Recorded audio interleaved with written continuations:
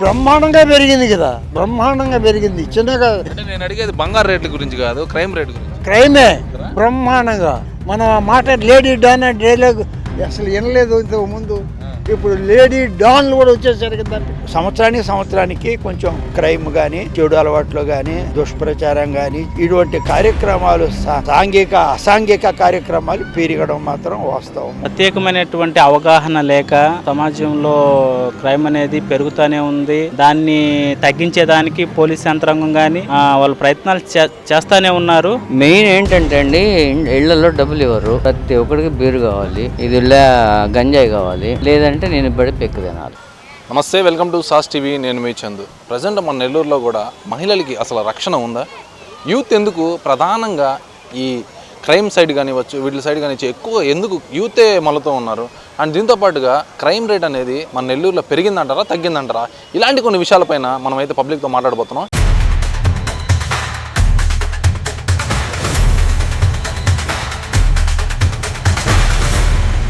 Present మన నెల్లూరులో crime పెరిగిందంటారా? Crime పెరిగిందని అంటుండారు, వింటున్నాము. సంవత్సరానికి కొంచెం క్రైమ్ కానీ, చెడు అలవాట్లు కానీ, దుష్ప్రచారం కానీ, ఇటువంటి కార్యక్రమాలు సాంఘిక అసాంఘిక కార్యక్రమాలు పెరగడం మాత్రం వాస్తవము. రాత్రిపూట బయటికి వెళ్ళడానికి భద్రత ఉందంటారా మన నెల్లూరులో? మగవాళ్ళకి ఆడవాళ్ళక భద్రత? ఇద్దరికి కూడా.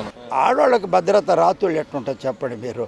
మగవాళ్ళకి భద్రత ఉంటుంది. ఏముందంటే మనమేమి ఒకరి జోలి ప్రస్తావన పోనప్పుడు, మనం పోతూ ఉంటే మనకు ఏదైనా విలువైన వస్తువులు లేనప్పుడు మన జోలికి ఎవరు వస్తారు? ఒకవేళ జోబీలో దవిడితే ఏదైనా రూపాయి 2 రూపాయలు ఆ సెల్ ఫోన్ వాళ్ళు మొగాన్ని బారేస్తే వాళ్ళు ఎత్తుకోపోతారు. అందువల్ల మగవాళ్ళకి అనేది పెద్దగా ఆ క్రైమ్ సెక్షన్లో ఉండేవాళ్ళకైతే భయం. కానీ సామాన్య మానవులు అందరితో కలిసిమెలిసి ఉండేటటువంటి వాడు ఆ వ్యక్తులకు ఉండేవాళ్ళు విలువైన వస్తువులు వాళ్ళ దగ్గర లేకపోతే రాత్రుల పూట తిరిగినా కూడా పెద్ద ప్రమాదం ఉండదని నా భావన. అది బ్రహ్మాండంగా పెరిగింది కదా, బ్రహ్మాండంగా పెరిగింది. చిన్నగా అంటే నేను అడిగేది బంగారు రేట్ల గురించి కాదు, క్రైమ్ రేట్ గురించి. క్రైమే బ్రహ్మాండంగా. ఇప్పుడు దొంగతనాలు కానీ ఇవ్వచ్చు, ఇవన్నీ కూడా అది కూడా క్రైమే కదా. అరే అది పెరిగింది. అసలు మర్డర్స్ గంజాయి కూడా క్రైమే కదా. లేడీ డాన్లు ఉన్నారు కదా, లేడీ డాన్లు. ఇంతకుముందు ఇప్పుడు మనం మాట లేడీ డాన్ అంటే డైలాగ్ అసలు వినలేదు ఇంతకు ముందు. ఇప్పుడు లేడీ డాన్లు కూడా వచ్చేసారు కదా పిక్చర్లోకి. ఏమే వాళ్ళని అరెస్ట్ చేసి లోపల కూడా వేసినట్టున్నారు ఒక ఆమెని. ఇప్పుడు మహిళలకి భద్రత ఉందంటారా సమాజంలో? మహిళలకి ఉంటే చైన్ స్నాచింగ్ ఎటు జరుగుతుంది? ఎందుకు జరుగుతుంది భద్రత ఉంటే? పట్టపొగులు ఉదయాన, అదే రాత్రిపూట చీకట్లో కాదు. ఎందుకు జరిగింది ఈరోజు ఎందుకు జరిగింది? రామ్జీ నగర్ 3వ వీధిలో సాయిబాబా గుడి ఎదురుగుండా. ఒరే అక్షరాల బ్రహ్మాండంగా క్రైమ్ అనేది పెరుగుతూనే ఉంది. ప్రత్యేకమైనటువంటి అవగాహన లేక సమాజంలో క్రైమ్ అనేది పెరుగుతూనే ఉంది. దాన్ని తగ్గించేదానికి పోలీస్ యంత్రాంగం కానీ వాళ్ళు ప్రయత్నాలు చేస్తూనే ఉన్నారు. అయినప్పటికీ క్రైమ్ రేట్ అని ఇంకా ఎక్కువ అవుతూనే ఉంది.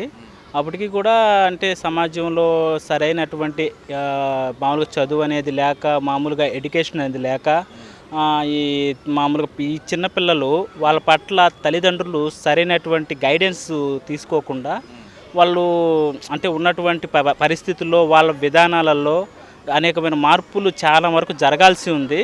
కాకపోతే ఇప్పుడున్నటువంటి ఈ పరిస్థితిలో మంచి అవగాహన అనేది ప్రజల్లో తీసుకొని వస్తే ఖచ్చితంగా మన నెల్లూరు అనేది చాలా మటుకు చాలా ప్రశాంతమైన ప్రాంతం. కానీ ఇప్పుడు క్రైమ్ రేట్ అనేది చాలా ఎక్కువ అయిపోయిందని చాలా విధంగా ఉంది. దానికోసంగా ఇంకా కొన్ని పటిష్టమైనటువంటి చర్యలు తీసుకుంటే నెల్లూరుకి బాగుంటుంది, క్రైమ్ రేట్ కూడా తగ్గే అవకాశం ఉంది. ప్రజెంట్ అయితే క్రైమ్ అనేది కొంచెం అక్కడక్కడ కొద్ది రోజులు ఆగినా మళ్ళీ పెరుగుతూనే ఉంది. అందువల్ల దీని గురించి గట్టి మామూలుగా చర్యలు తీసుకుంటే బాగుంటుందని నా అభిప్రాయం. ఇదే చిల్డ్రన్స్ పార్కుకి 6 సంవత్సరాల నుంచి వస్తున్నా. ఆ హౌస్ కూడా మాకు ఆ బ్యాక్ సైడ్ అపార్ట్మెంటే. ఇట్లాగే పక్కన కూర్చున్నట్టే కూర్చొని బ్లాక్మెయిల్ చేయటం, మీరు పెళ్ళి ఎందుకు చేసుకోలేదు, ఆ అమ్మాయినే ఎందుకు చేసుకున్నారు, ఇలాంటి మాటలు అడగటం. గంజాయి ఒక 100 రూపాయలు ఉంటాయి, వెళ్తూ ఒక 100 రూపాయలు ఉంటాయి, లేదా పాకెట్లో చేయబెట్టి తీసేసుకోవటం. ఈ మెయిన్ ఈ చిల్డ్రన్స్ పార్క్లోనే ఉన్నారు. అది గేస్ అంటారు చూడండి, అలాంటి వాళ్ళు తయారై ఉన్నారు. నన్ను చాలామంది అరెస్ట్ చేశారు. నేను ఎందుకు ఇక్కడ ఒంటరిగా కూర్చోన్నా, వచ్చేది దాంట్లో నాకు 10 రూపాయలు ఇస్తావా, 1000 రూపాయలు ఇస్తావా, మీ ఇల్లు ఎక్కడ చెప్పు, నీ ఫోన్ నెంబర్ చెప్పు అని చెప్పేది. ఆ విధంగా బ్లాక్మెయిల్ చేయడం నేర్చుకొని చదువుకున్న ఎడ్యుకేటెడ్సే ఓన్లీ. ప్రజెంట్ మన నెల్లూరులో క్రైమ్ పెరిగిందంటారా తగ్గిందంటారా? క్రైమ్ అయితే తగ్గింది. ఎందువల్ల అంటే జగన్ టైంలో మరీ ఎక్కువగా ఉన్నింది. ఇప్పుడు వీళ్ళు వచ్చి ఈయన చంద్రబాబు నాయుడు సపోర్ట్ చేస్తాను అనుకోవద్దు, కాకపోతే ఏం చేద్దాం ఏంటంటే అతను కంట్రోల్లో ఉంటుంది. ఒక ఐఏఎస్ ఆఫీసర్కి, ఒక ఎంప్లాయీస్కి గౌరవం ఇస్తున్నాడు.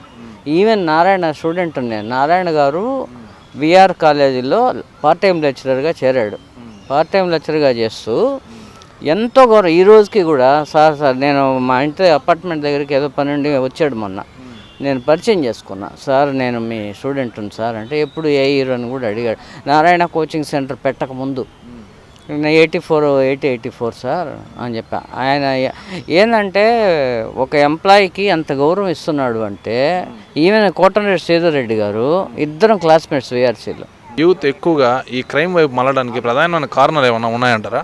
మెయిన్ ఏంటంటే అండి, ఇళ్లలో డబ్బులు ఇవ్వరు, ప్రతి ఒక్కరికి బీరు కావాలి, ఇది గంజాయి కావాలి, లేదంటే నేను బడి పెక్కు తినాలి.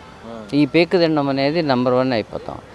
నా పరిస్థితి చూస్తుంటే నాకు ఉంగరం, దండ అన్నీ ఉన్నాయి, ఏటీఎం కార్డులు ఉన్నాయి, ఈ నౌ టుడే ఇప్పటికీ ఉన్నాయి. అవి తీసుకోవటం, కొట్టడం, ఇవ్వకపోతే ఆ ఎస్తూ ఉంది చూడండి అక్కడ వెళ్ళటం, ఇట్లా యూత్లోనే ఉంది ప్రాబ్లం. సో చూశారు కదా, ఈ వీడియో మీకు ఎలా అనిపించిందో ఖచ్చితంగా కామెంట్ చేసేయండి. ఇలాంటి మరిన్ని వీడియోస్ కోసం వెంటనే మన సాస్ టీవీని అయితే సబ్స్క్రైబ్ చేసుకోండి.